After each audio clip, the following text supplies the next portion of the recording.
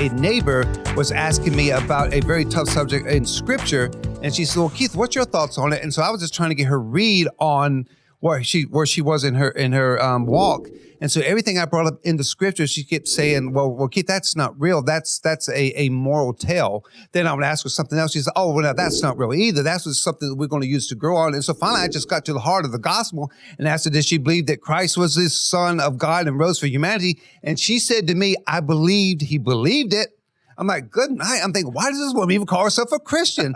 So anyway, I realized to talk to her, I needed something outside the Bible, but I didn't know what that was. And 𝗧𝗧𝗘𝗗𝗓 gave me your book, I Don't Have Enough Faith to Be an Atheist. And I read that and I found it very informative. And I thought, well, this is very interesting. I've never read something like this. And then someone suggested, well, why don't you go and listen to an interview or listen to a debate? Now, the first debate I went to was William Lane Craig. And when that guy spoke, he was speaking English, but I don't know what he was saying. So I'm like, maybe Apologetics is it for me?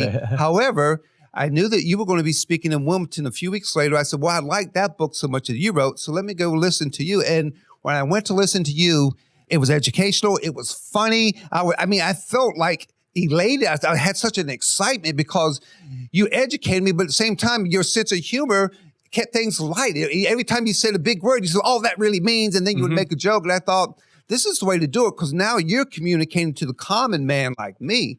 And so then I approached George about, well, if you guys would need anybody to do graphics animation, I offered the service, and I didn't know if it was going to happen or not, but I remember feeling excited. So I thought, maybe this is the direction the Lord wants me to go. And that's how I got into Apologetics, because why? He introduced me to you, and you said, let's give him 3 months. And here I am 5 years later. That's right. That's right. Well, a guy like William Lane Craig is someone I stand on. I stand on his shoulders to do what I do, because his work, particularly on the cosmological argument, is so important. But yeah, he's a little bit more academic. I'm trying to reach more of the masses. Right. And that, when you came to UNC Wilmington, we've been to UNC Wilmington several times to present I Don't Have Enough Faith to Be an Atheist. That was when I saw that you were really excited about this. And then you came to join us, and now we're doing videos together. We're doing videos, comic books, right. And it's all over the place. That's right.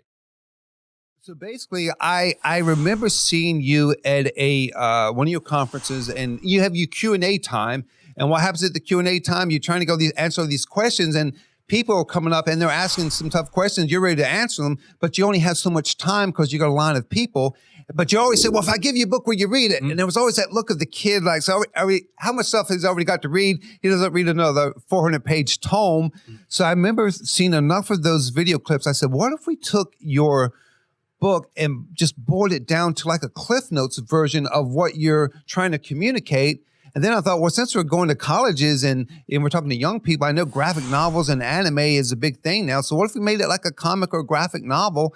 And so then I pitched the idea to you and see what you thought. And you kind of liked the idea and said, well, send me a script. But basically, I think it was from those videos that gave me the idea. It takes a while to come up with a real succinct script that you can actually animate to and cover the information, not in an exhaustive way, because you can't do it, obviously, in a comic book, but in a way that makes certain points that show the audience what the overall argument for Christianity is. And that's what Mere Christianity does. And that's one of the things that I did like about it, because even though it's very succinct, it really does hit some good points. And if you want more information, of course, that's in the book, and it leads you, hopefully it will lead you to, your book, I Don't Have Enough Faith to Be an Atheist.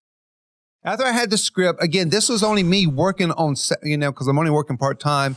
And since I was working on the animations during the weekdays, the only day I had open to me was Saturday. So it was just Saturday. It was over a year, but it was just me Saturday working and drawing and just hitting the pages, as whenever I could get to them, and hopefully just make them as quick as I could. But the other thing that was a challenge is because since, Cross-Exam was printing them, there was nobody really on staff to do quality control. So I had to work with the printers, and then I had to reformat pages, and I was the technical everything, I'm the art director. I'm working with the printers, I'm everything. So, right. So that made it even longer process, but I did learn a lot about printing books from this. Now, what is the inspiration behind the kind of urban guy in a suit, black, white, red? Where does that come from? Okay, so I know that we have our website, and the colors are brand colors for cross-examining. It's black and white and gray tones and that one particular red.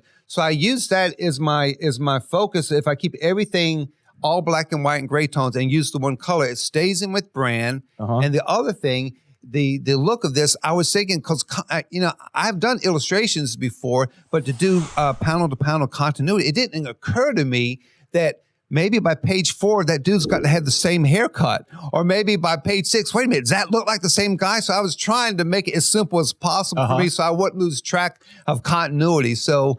And the reason for the blacks was I wanted a very heavy a graphic look, because I wanted this book to look good even when we printed in black and white. The colors, it's got to work even without color. What's your favorite part of doing, say, a comic book? Say a comic book. Oh, like wow. Like this project. What was the favorite thing about this for you? For me, I would still think it comes like that creative freedom. Right. I mean, for you and for the rest of the team, it's like it was totally up to me to come up with. So I was bringing all my influences from my days of doing comic books, my days of inspiring from creators from the 70s, during the Marvel Comics Bronze period, from Jack Kirby to Steve Ditko. And again, I was just trying to do something that if one of these guys saw my book, then whether they believe in theology or not, I want them to say, wow, that's a handsome book. Who is this Keith Carter? What would you do differently if you could? Oh my gosh, so many things. What would I do differently? Is it like a song where you go, oh, I should have played this chord rather than that chord? Let me just say this. I'm proud of this production. Yeah. I'll stand behind it 100%. But what would I do different? I feel like in this production, I feel everything was just too stiff. I feel like this needed to be a little bit more flexible. I think that what I would try to do next time is bring more visual variety and maybe take it out of this, this urban landscape. And I don't know, I would try to bring just enough of sensibilities of, 3-point perspective, 2-point perspective, just give it more dynamics. And again, this is things, I felt when this book was done, I was ready now to do the book, because you see all the things that you wanted to do, but you didn't think about it until it was done. Because I was trying to also get this in a timely manner too.